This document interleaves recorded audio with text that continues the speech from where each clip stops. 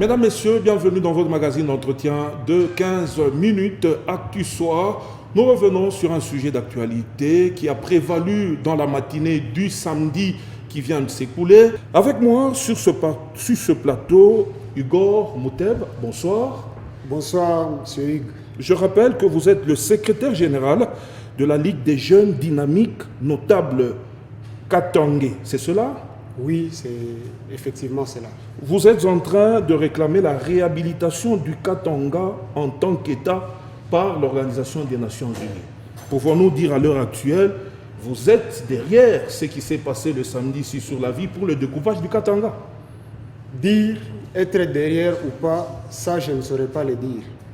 Mais ce que je peux dire en rapport avec ce qui s'est passé le samedi dernier, c'est que j'ai vu un groupe de Katangais qui revendiquaient leurs droits. Le droit d'autodétermination et de l'indépendance. C'est ça que moi j'ai vu. C'est ce que vous avez vu, mais nous avons vu le sang couler. Il y en a d'autres qui parlent qu'il y a eu l'intervention un peu disproportionnée de la police, des militaires, vis-à-vis de ce genre. Comment vous avez d'abord apprécié cette façon de voir les choses? Bon, au fait, dans ma façon de voir les choses, je pense la responsabilité incombe à l'Organisation des Nations Unies. Parce qu'à ce jour, tout ce que nous sommes en train de vivre n'est que conséquence de l'annexion par force du Katanga à la République démocratique du Congo par l'Organisation des Nations Unies. Donc, à vous comprendre, soyons un peu clairs.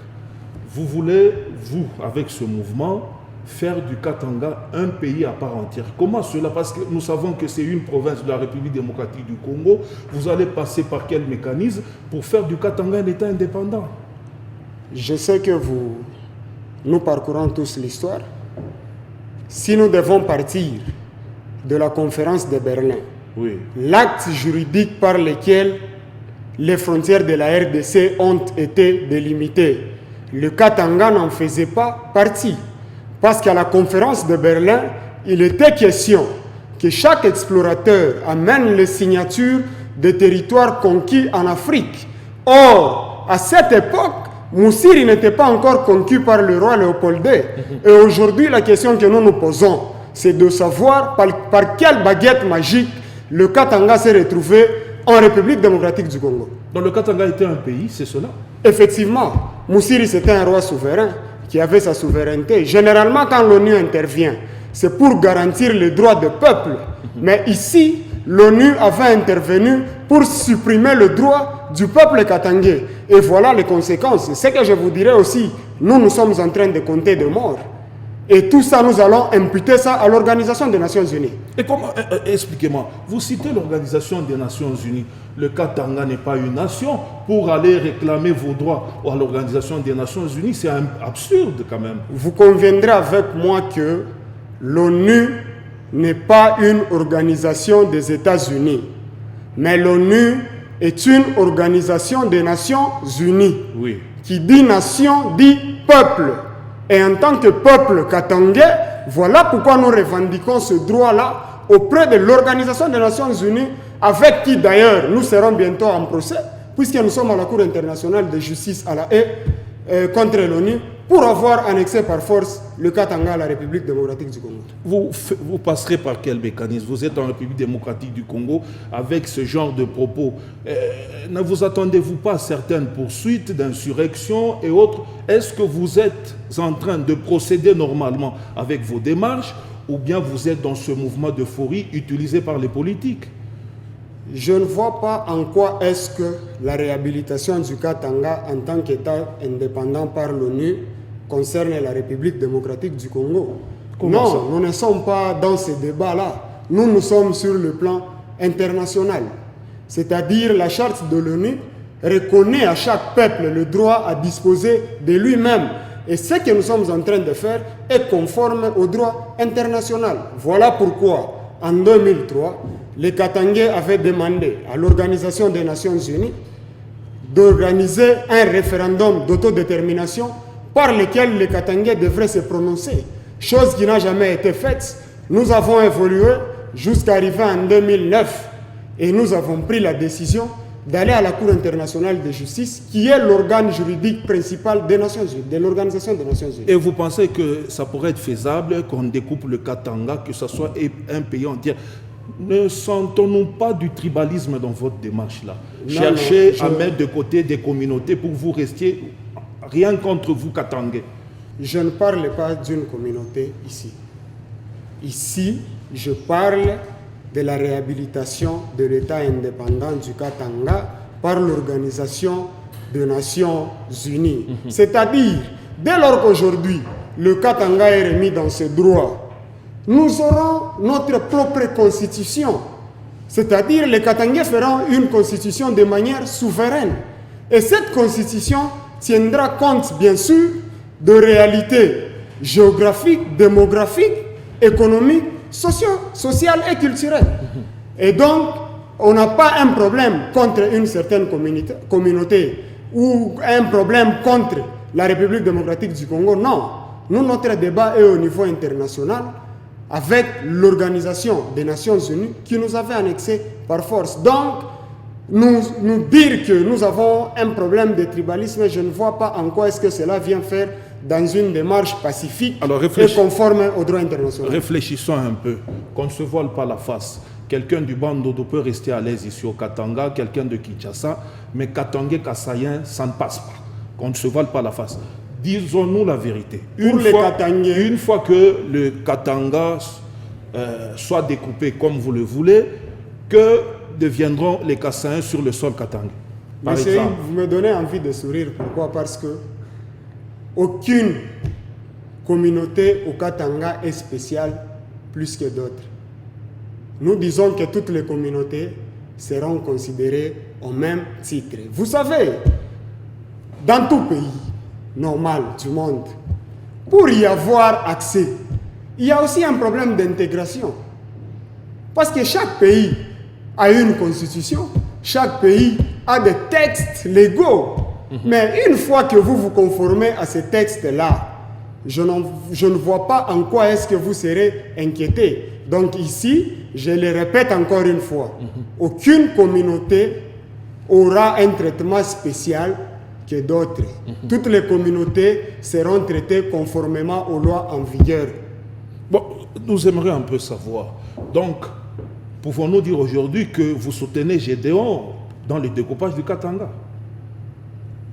Écoutez, tout ceci, ce sont des conséquences de l'annexion par force du Katanga à la République démocratique du Congo. Je m'explique. Donc le Katanga a été annexé par force à la République démocratique du Congo. Par force, parce que, je dis bien juridiquement parlant, oui. Je ne vois pas une personne me contredire. À la conférence de Berlin, lorsqu'on a délimité les frontières, le Katanga ne faisait pas partie de la République démocratique du Congo parce que le Katanga avait comme roi Moussiri, qui n'avait jamais donné son aval pour l'annexion du Katanga à la République démocratique du Congo. Ce qui va pousser, en 1891, Léopold II a envoyé ici une expédition avec le colonel Botson qui va assassiner injustement Moussiri pour s'approprier du Katanga. Alors dites-nous, une fois que le Katanga soit découpé, ça devient un pays à part entière. C'est quoi l'intérêt, c'est quoi le bénéfice une fois que le Katanga soit un pays à part entière? Vous y gagnez quoi au finish? La gestion de notre État de manière souveraine. C'est ça le gain. D'aujourd'hui, la province est... C'est ça le souhait de tout Katangais. Que la gestion soit faite d'une manière souveraine par les Katangais eux-mêmes. Tout à fait. Comme tout autre État. Quel est cet État au monde qui permettra à ce qu'un autre État vienne imposer ses lois là-bas? Non. Chaque peuple est libre de s'administrer de manière souveraine. Et c'est ça que veulent les Katangais à ce jour. Monsieur Hugo, je sens la fluidité de l'expression en vous, la coulabilité des mots. Vous êtes jeune, mais ce n'est pas la main politicienne qui plane par-dessus vous. On vous utilise, et voilà, pour des fins purement politiques. Je dirais ceci. Lorsque l'ex-président Joseph Kabila accède à la magistrature suprême... De quel pays? de la RDC, ils n'avaient pas l'âge que moi j'ai aujourd'hui. Je voulais tout simplement vous dire qu'aux âmes bien nées, la valeur n'attend point le nombre d'années. Donc vous êtes très déterminé à aller avec cette démarche jusqu'au bout. Nous y allons, nous vous avons dit, puisque nous sommes déjà à la Cour internationale. Et d'ailleurs, est-ce qu'il y a-t-il des documents que vous avez déjà déposés, même ici? Est-ce qu'il y a-t-il des mouvements que vous organisez? Tenez-vous informer les autorités de la place ou vous le faites à la vaille que vaille?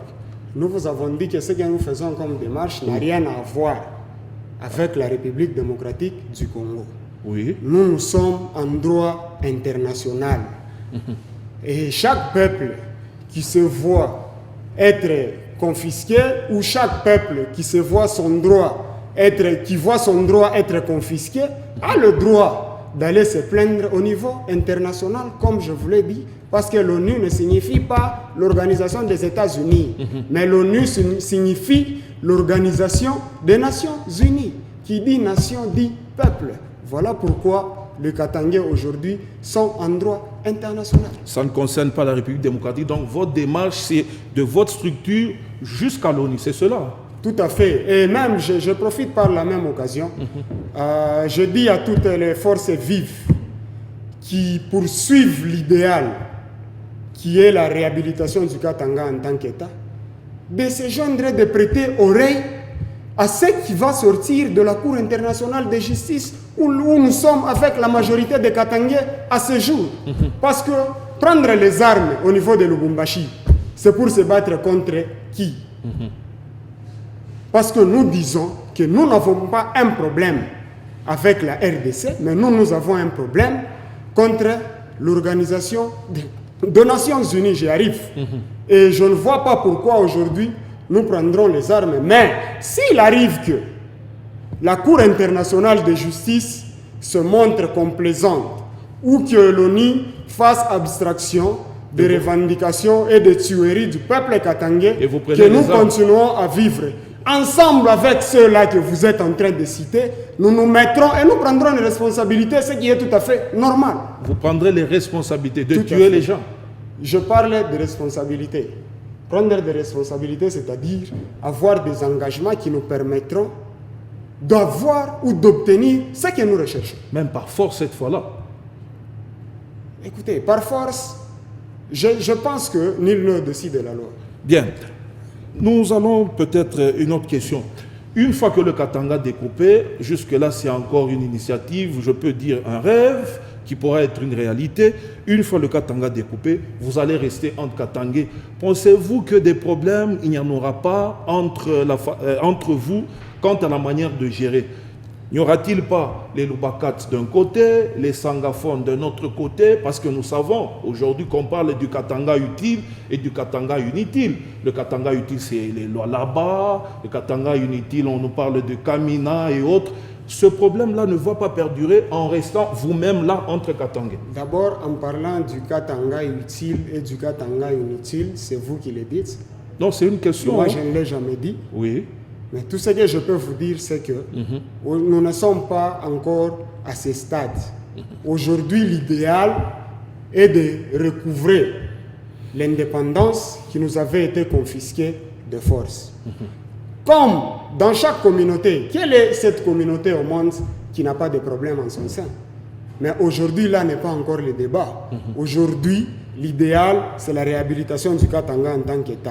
Et le reste des problèmes entre les communautés du Katanga, on a toujours dit le linge sale se lave en famille. Ça sera un problème purement katangais. Mais d'abord, à ce stade, nous poursuivons la réhabilitation de l'État indépendant du Katanga. Et vous pensez que votre démarche ira jusqu'au bout et il y aura réussite quant à ce? Nous sommes déjà en train de réussir. Parce que quand nous avons commencé, on n'était pas encore à la Cour internationale de justice. Mais le fait pour nous d'être à la Cour internationale de justice à ce jour, c'est déjà une réussite entamée. Alors, Monsieur Igor Mouteb, vous êtes le secrétaire général de la Ligue des jeunes dynamiques notables katangais. Vous êtes en train de militer pour la réhabilitation du Katanga en tant que pays à part entière. Que devons-nous retenir de votre passage sur ce plateau? Étiez-vous derrière ce que Gédéon a fait sur cette ville ou votre démarche s'inscrit vraiment contrairement avec ce que nous avons vu le samedi ici à Lubumbashi? Je ne sais pas ce que vous avez vu le samedi, mais ce que moi j'ai vu des Katangais en train de revendiquer leurs droits. C'est ça que moi j'ai vu. En portant, en portant les armes, en tirant sur les militaires. En tout cas, de toutes les images que moi-même j'ai vues circuler à travers les réseaux sociaux, nulle part j'ai vu quelqu'un, nulle part j'ai vu un civil en train de tirer. Je n'ai vu que les forces loyalistes en train d'intervenir. Et quand vous affirmez que vous avez vu des gens avec des armes... Non, c'est une question que je pose. En tout cas, moi, on a vu les armes, mais on est allé les présenter auprès du gouverneur. Moi, j'ai vu des Katangais en train de réclamer. On a présenté les armes chez le gouverneur. Parce que j'ai même entendu, ils scandaient des chansons telles que l'autodétermination et l'indépendance du Katanga. En tout cas, c'est ça que moi j'ai vu. Allez, résumez-vous, que devons-nous retenir de votre passage? Ce que vous devez retenir de notre passage. Oui. D'abord, je commence par présenter le mouvement. Nous, Ligue des jeunes, dynamique, notable Katangais, nous ne sommes pas un parti politique, nous ne sommes pas une association socio-culturelle. Nous sommes un mouvement de masse qui lutte pour la réhabilitation du Katanga en tant qu'État indépendant. C'est-à-dire, cet ensemble là-bas, la dénomination du mouvement est notable Katangais. Mais comme elle comporte plusieurs catégories, et nous faisons de cette catégorie de jeunes, qui est la Ligue des jeunes dynamiques, notable Katangais. Et pour finir, j'invite toutes les forces vives du Katanga à rejoindre la démarche que nous sommes en train de faire. Parce qu'aujourd'hui, il ne faudrait pas qu'on fasse passer cette revendication comme bien noble, comme étant un crime. Voilà pourquoi nous les appelons à suivre les démarches pacifiques et conformes au droit international, afin que nous parvenons à recouvrer l'indépendance de façon normale. Et ça sera votre mot de la fin, M. Igor Mouteb. Merci d'avoir répondu à nos questions. Merci, M. Hugues. C'est la fin complète dans cette émission de 15 minutes Actu Soir. Merci également à vous, très chers téléspectateurs, de l'avoir regardé. L'info, c'est l'heure.